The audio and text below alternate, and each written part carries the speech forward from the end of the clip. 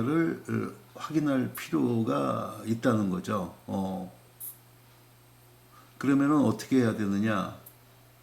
자, 10초 후에 10m 지점에 있는 고속버스를 우리가 암실 속에서 알려면은 랜턴을 켜서 이 10m 지점에 있는 고속버스를 관측해야만 됩니다.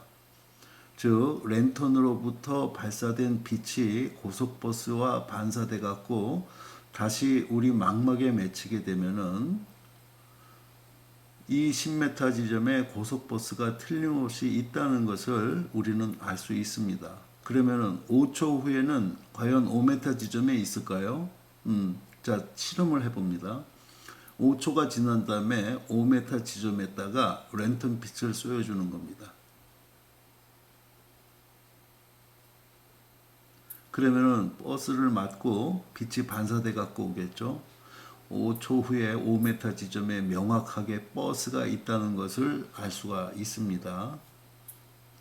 그리고 10초가 지난 다음에 이 지점을 갖다가 랜턴으로 비춰주게 되면은 이 지점에서 또 버스가 있다는 것을 발견하게 됩니다. 그래서 이 고전 물리학에서는 이 물체의 초기 조건, 즉 X축으로 1ms로 움직인다는 초기 조건만 알고 있으면은 그 물질의 미래를 정확하게 예측할 수가 있다는 겁니다. 그런데 반면에 미시 세계에서는 어떻게 되느냐 하는 거예요. 여기 전자버스가 있습니다. 이 전자버스도 마찬가지로 1ms로다가 플러스 X축으로 움직입니다. 그러면은 10초 후에는 10m 지점에 도달해 있을 겁니다.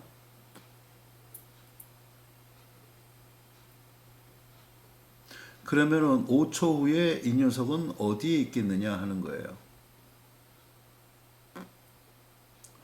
자, 10초 후에 이 녀석의 위치를 갖다가 측정하기 위해서 여기다가 랜턴 빛을 비춰줬습니다. 이때 랜턴 빛을 비춰주면 안 됩니다. 우리가 랜턴을 통해서 물체를 파악할 수 있는 것은 가시광선의 파장인 약 4,000옹스트롱에서 8,000옹스트롱보다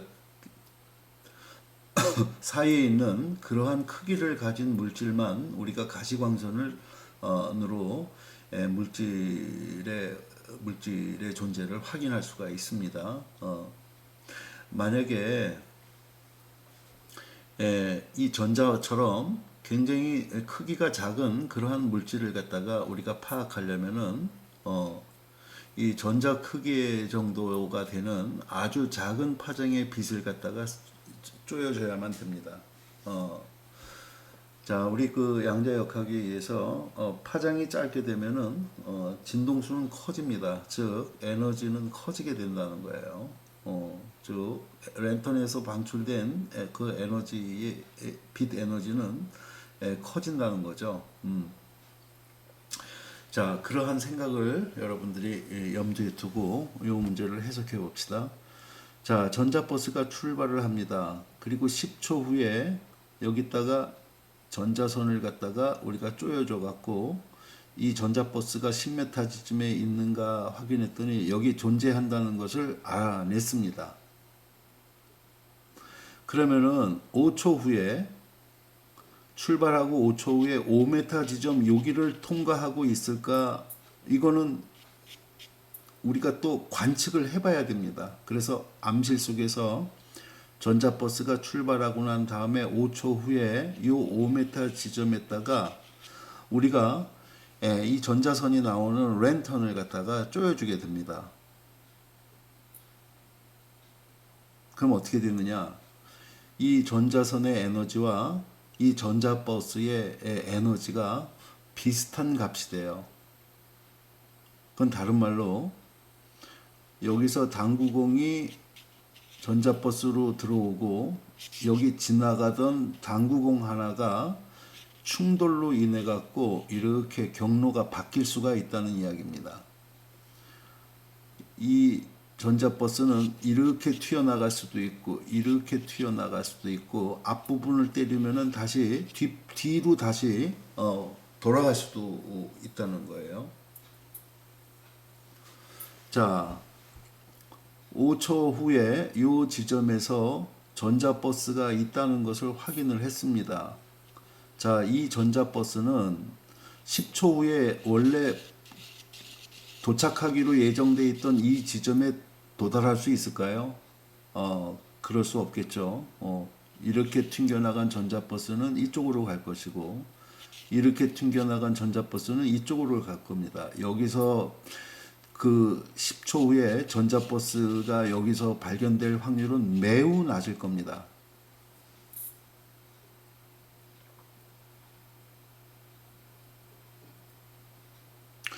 결국 5m 지점에서 파장이 짧은 에너지가 강한 빛을 이 전자버스한테 입사시켰을 때 이 녀석의 속도의 방향은 제 멋대로 튕겨나갈 수 있기 때문에 우리가 알 수가 없다는 이야기입니다. 즉 5m 지점에서 발견했다는 위치에 대한 정보는 알아낼 수가 있지만은 속도의 방향에 대한 그러한 정보는 알아낼 수 없다는 이야기죠. 그래서 이 전자버스에 대해서 두 번째 실험을 합니다. 어떤 실험을 하냐면은 에너지가 강한 빛을 쪼여줬으니까, 즉 파장이 짧은 빛을 쪼여주니까 이 지점에서의 입자의 위치는 정확하게 알았지만은 어느 방향으로 튀어나가는지 이 속도의 방향은 알아낼 수가 없었어요. 그래서 두 번째 실험에서는 파장이 긴 빛을 쪼아줍니다. 파장이 긴 빛은 에너지가 낮은 빛이 되죠. 파장이 길면은 C 이꼴 F 람다에 의해 갖고 파장이 길면은 진동수가 매우 작은 그러한 빛이 돼 갖고 E 이꼴 한유에 의해서 에너지가 작은 빛을 쏴준다는 이야기예요. 자, 에너지가 작은 빛을 쏴주게 되면은 X축으로 달려가는 전자버스한테 충돌시키는 양이 매우 적어질 겁니다. 즉, 이 녀석의 경로를 갖다가 흐트리지 않고 그대로 진행할 수 있는 나약한 빛을 쏴줬다는 이야기예요. 파장이 긴 빛을. 그래서 이 녀석의 10초 후의 위치는 이 10m 지점에 도달한다는 것을 알게 됐습니다. 그런데 이번에는 두 번째 실험에서는 문제가 여기서 발생했습니다. 파장이 긴 빛을, 즉 에너지가 작은 빛을 이 5m 지점에 있을 거라고 예측되는 이 전자버스한테 쏴주었더니 이 전자버스가 아주 작게 여기서 우리한테 관측이 돼야 되는데 이렇게 크게 관측이 되더라는 이야기예요. 뿌옇게. 이 안에 어딘가에 이 전자버스가 존재한다는 이야기죠. 이건 우리가 앞에서 본 그 그라운드 상태에 있을 때의 전자가 어디에 분포하는가를 갖다가 검은 먹칠로다가 표현한 것과 비슷한 형태입니다. 즉, 이 안에 어딘가에 전자버스가 존재한다는 거예요. 자, 파장이 긴, 즉 에너지가 약한 빛을 쐈더니 이 녀석의 속도는 X축 방향으로 간다는 것을 알 수 있었지만은 이 녀석의 위치는 알 수가 없게 되더라는 거죠. 이 뿌연 구 속 어딘가에 전자버스가 있다는 정보를 제공하는 겁니다. 그래서 이 랜턴에서 나오는 그 빛 에너지를 아무리 조절을 해도 델타 X 위치 측정의 불확정도 곱하기 운동량 측정의 불확정도를 결코 0으로 보낼 수는 없다라는 결과입니다.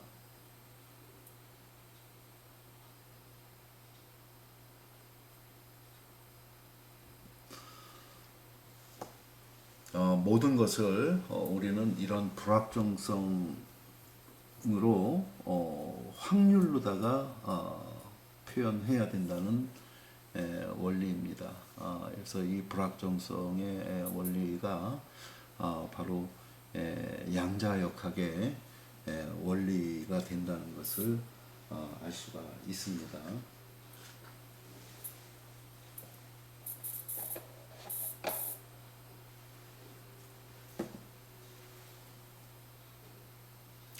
자, 한 가지 예를 더 들면은 바로 요겁니다.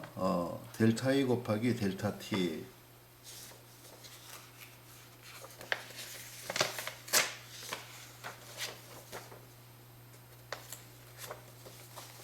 잠깐만요.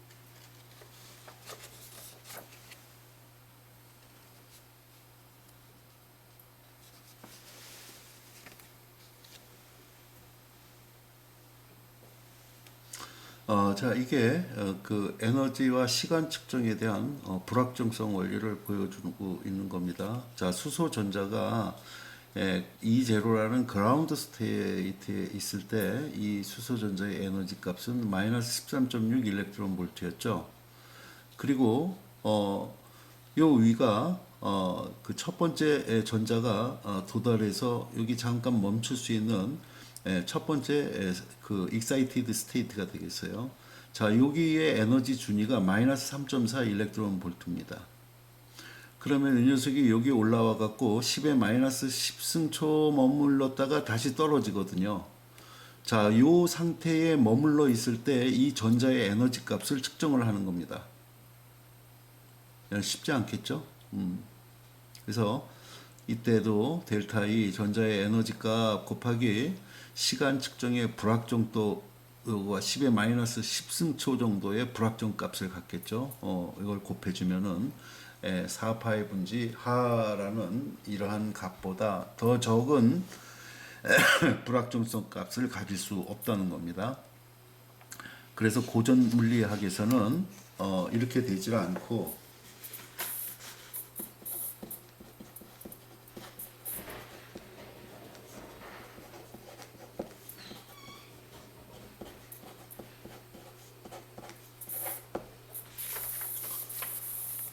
바로 고전 물리학의 경우에는 바로 이렇게 됩니다. 고전 물리학은 초기 조건만 알면은 정확하게 나중 상태를 알 수 있기 때문에 예측이 가능하기 때문에 델타 X 곱하기 델타 P는 고전 물리학의 경우에 제로가 된다는 것을 알 수가 있습니다. 결론적으로 이 미시 세계에서는 이 델타 X 곱하기 델타 P 값이 제로라는 이 고전 물리학의 결과는 맞지 않는다는 것을 알 수가 있습니다.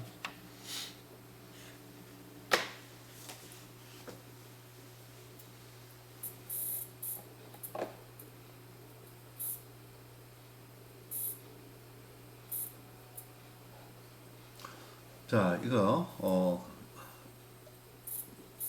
꼭 풀어봐야 될 그러한 그 불확정성에 대한 예제입니다. 자, 전자의 속도를 측정한 결과 1.5%의 오차 안에서 속도가 2.05 곱하기 10의 6승 메타 퍼 세크로 측정이 됐습니다. 이때 동시에 측정할 수 있는 전자의 위치 측정에 대한 오차 범위를 구하라는 이야기예요.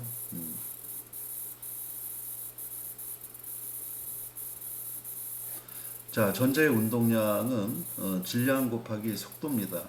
그래서 9.1 곱하기 10의 마이너스 31승 kg 곱하기 속도가 이렇게 주어졌었죠.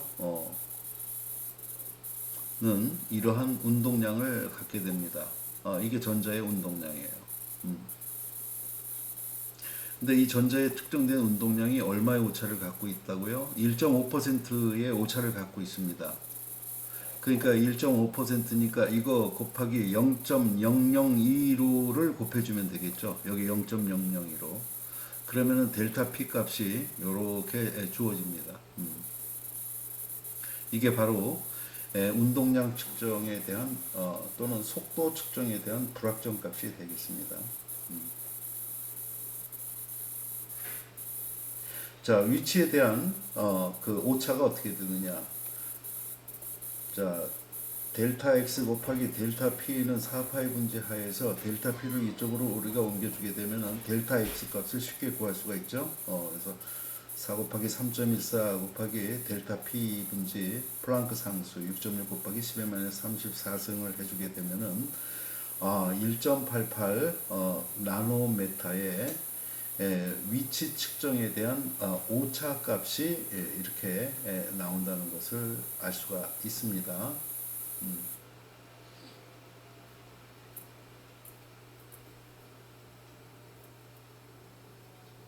그래서 앞에 그림에서도 봤듯이 그라운드 스테이트 또는 퍼스트 익사이티드 스테이트, 세컨드 익사이티드 스테이트 있을 때 전차가 존재할 수 있는 그러한 곳들은 우리가 뿌연 그런 그 가스와 같은 구름으로밖에 표현할 수가 없다는 거죠. 그래서 그걸 일렉트론 가스라고도 부릅니다.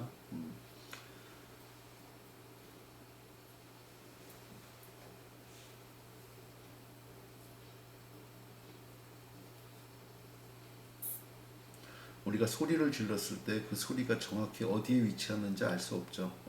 그래서 그 이러한 입자성을 갖고 있는 질량을 갖고 있는 이런 질량을 갖고 있는 이 전자라는 녀석의 존재도 우리가 파동성으로 생각해서 뿌연 구름으로밖에 전자가 어디 존재하는가를 표현할 수밖에 없다는 겁니다. 그게 바로 하이젠베르크의 불확정성 원리가 되겠습니다.